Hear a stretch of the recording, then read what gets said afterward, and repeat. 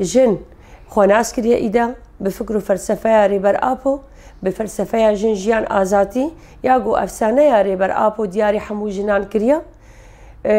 نەما کۆلەتیە قبول دکن نەما بەندەستیە قبول دکن نەما داکردکەریە قبول کرد نەما سیستەمێن قڕکرد و تنەکردنا بتایبەت نەتەواژن قبول دکن ji bo nake em dibînin belkî zêdeyî 40 salî li Çiyayê Azad hem li xaka Rojavayê Kurdistanê goşoreşek bi pêşengtiya jin ji bo azatiya jin ji bo 100 saleke nû hate meşandin hate birêvebirin dê riya rêveberiya xweser di sîstema hevserokatiyê de îda hem diqadin diplomasî de hem diqadin leşgerî de hem diqadin perwerdê de hem diqadin ragihandinê de hem diqadin tenduristiyê de îda jin bû xwedî hebûnek bû xwedî statoyek bû xwedî helwestek bû xwedî biryar derbarê xwe û derdora xwe û civaka xwe û netewa xwe de ji bo nakê dema gojinê xwe nas kir dema gojinê tema azatiyê kir dema gojinê zincîrên koletiyê şikandin qetandin derbas kirin astangî û kelemê golpîşiya wê nakê bi hezarê sala ji zihniyeta Zlamê serdest hatibûn rûniştandin hatibûn çandin di mejiyê civakê de ji ber naskirina veqan sedeman ji jinê re îda jin nema van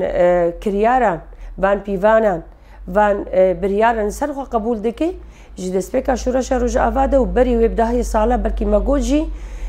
hem di rejîma behs de jin nexwedî rol û misyon bû hem jî berdewamiya şûreşê ji hêla dewleta Tirkî faşîst ve ya dagirker ve ya di serî de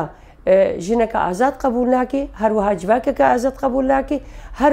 wiha wekî gelê Kurd bi taybet jî qebûl nake bi taybet tim û tim jin armanc digirtin ji bo nakê em dibînin di şoreşa Rojava de bi dehan jinên pêşeng jinên endezyar jinên berxwedêr di vê şoreşê de hem wekî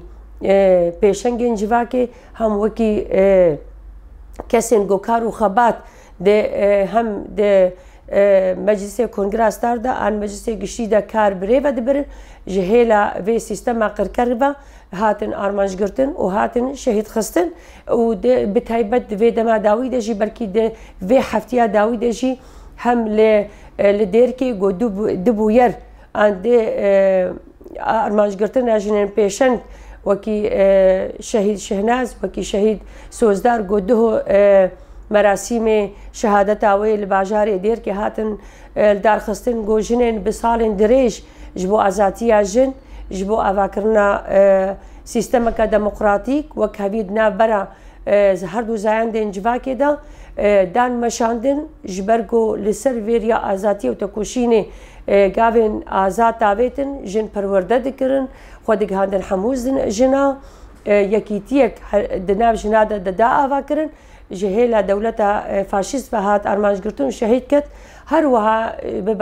di berxwedana pendava tiştînê de got zêdeyî mehekê got rojane em dimêzênin jinên li heng û berxwedên berxwedêr berê xwe didin pendavê ji bo piştgiriya hêzên YPJ yebekê qesedê bikin dibin şert û mercên herî zehmet de heger êrîş bin heger rewşa hewayê bê heger şert û mercên jiyanê êgo li wir zehmet dibe bi rojan dibin wan şert û mercên zehmet de bi helwestekê bi kelecanekê bi îradeyeke pir xurt piştgiriya hêzên xwe dikin parastina ava xwe dikin parastina enerjiya xwe dikin parastina xaka xwe dikin û her wiha parastina hebûna xwe weke jin weke netew weke erdengarî didin meşandin û xur dikin medîd jî hevalek kerem got endama rêveberiya kombûna jinên Zenûbiya bû berî wê nakê roja berî wê nakê li bajarê Hesekê şêwra jin di asta Bakurê Hilata Sûrî de wê jinê bi rastî bi helwesteke pir xurt li ser navê kombûna jinên Zenûbiya axaftinê xwe daxuyaniya xwe nerînên xwe helwestê xwe ji bo Sûriyeke demokratîk بهشمندیە ژنە ئازاد بێ ئاواکردن ژن جێ خۆ تێدا بە ئەوەیەکی دموکراتی تێدا بگرێ درۆژە دووە برحێ بەرپرسیاریە بەرێ خۆدا بەندا باتشرینێ ji بۆ پشتگiriya هەلوەست و نەرینێخوا و ئێ هەموو ژنا بکێ ژێرا دەولەتا ترکی داگرکرد بە جارێکە دیهات ئەرمانجگرتن و شەهید کرد دێ کەسەیەدا هەبەرکەرمدا بە هەزاران ژنێنێ بەرخۆدەر و تێکۆشین هەنا مەدید هەبەل عدلاجی ji کۆبانێ یعنی لێ دەری بریندارژی ببوو لێ نەئانی سەر زمان گۆ ئەس بریندار بوومە لێ بەلێ دگوت ئەمی ji mirinê mestrin yani ev nameyeka ji dewletên dagirkerve gotu çi qasî tu êrîşî me bikê tu çi qasî bixwazê me tu nebikê tu çi qasî tu bixwazê me qir bikê tu nikarî îro ne Kurd ew Kurdê berêne û ne jin ew jina berêne jinên mîna kerem jinên adla jinên mîna Şehnaz Sozdar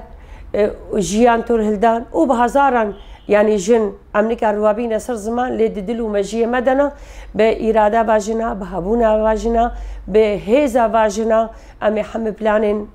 taqirkeran bin bixînin em ê azadiya hemû jina em soker bikin em ê xaka xwe rizgar bikin û heta got em beqa